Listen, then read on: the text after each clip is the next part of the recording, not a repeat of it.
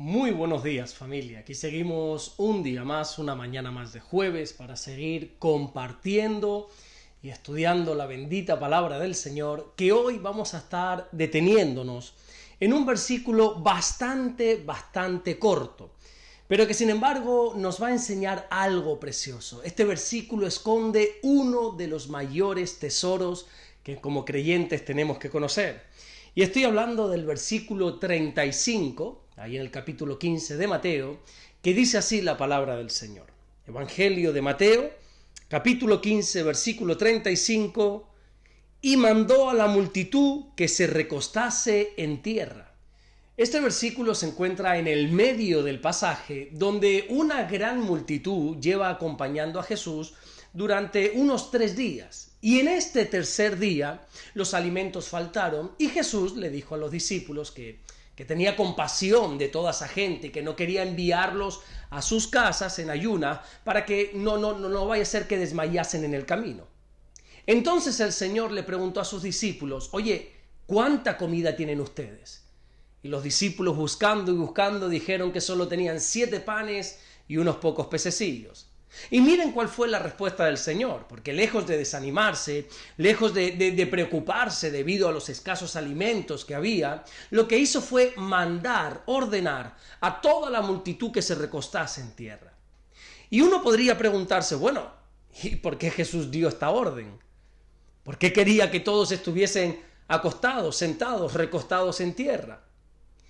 Cuando nosotros leemos un pasaje muy similar, donde el Señor también alimenta a una enorme multitud con pocos alimentos, también dio esta orden de que la gente se recostase. Y allí, si nos vamos hasta el Evangelio de Marcos, en el capítulo 6 y versículo 40, allí se nos enseña que debían recostarse por grupos de 100 en 100 y de 50 en 50. Es decir, que lo que Jesús quería que hubiese entre la multitud para que pudiese suceder el milagro es orden. Lo que el Señor estaba haciendo era preparar el terreno para el milagro. Un milagro es algo que sucede sobrenaturalmente. Algo que cuando pasa, cuando ocurre, las leyes naturales, científicas, no pueden darle una explicación lógica. Los milagros es una manifestación donde Dios muestra su poder. Y aunque Dios es el único artífice de milagros, nosotros tenemos que saber que para que ocurran sobre nuestra vida, nosotros tenemos que preparar el terreno. Hay un camino que nos puede conducir a los milagros de Dios. Y uno de esos caminos es el orden.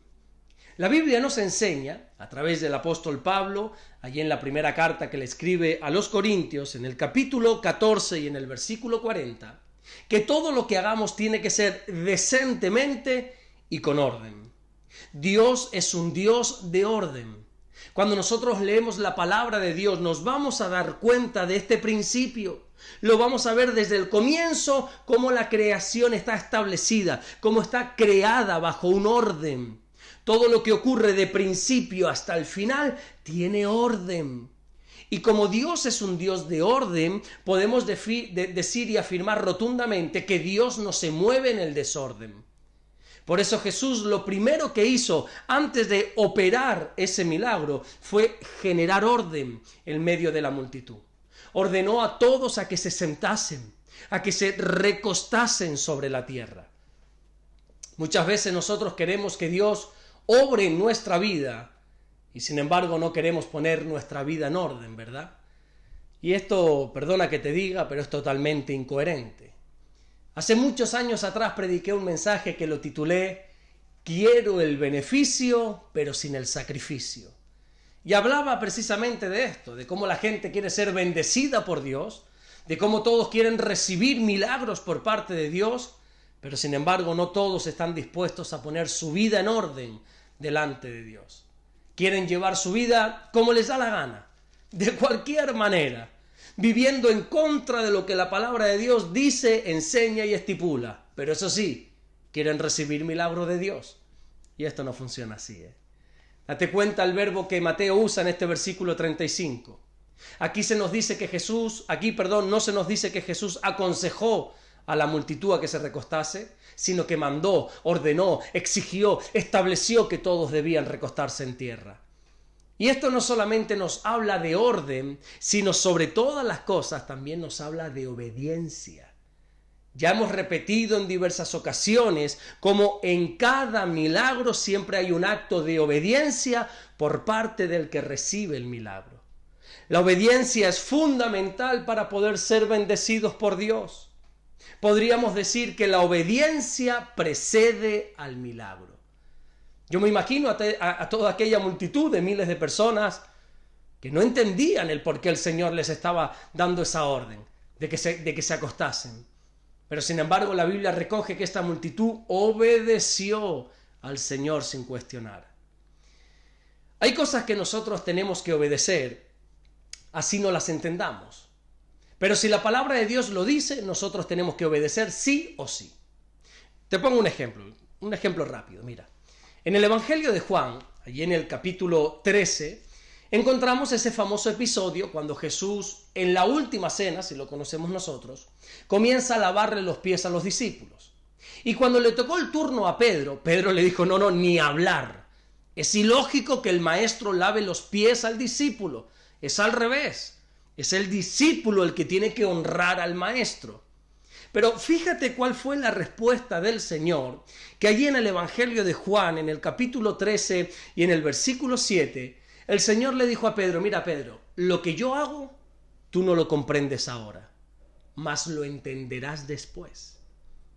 Hay cosas que nosotros tenemos que obedecer aún sin comprender. Te estoy hablando lógicamente solo aquello que enseñe y que esté estipulado en la palabra de Dios. Mira, te pongo un ejemplo más práctico, un ejemplo sencillo.